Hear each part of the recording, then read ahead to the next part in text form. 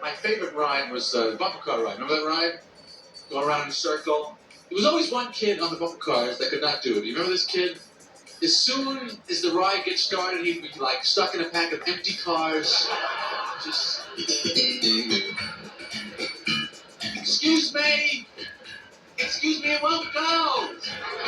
Come on, it's almost over. And he always ends up with the attendant hanging off that big pole, helping him steer. Stop crying. Besides one other really bad car, the helpless father and son team. There's another car just not going anywhere. They're never organized. Who's on the wheel? Who's pressing on the gas? It's just, oh, son, turn the wheel. Stolen cup? Not only did they find it, it was Simonized and the front end was aligned. That's amazing. So what do you say? Right in Cyclone. Hot dog and Nathan's on me. Who are you, Satan? I'm close to a job here. It's my second interview. All right, Beth. Lane, merry-go-round.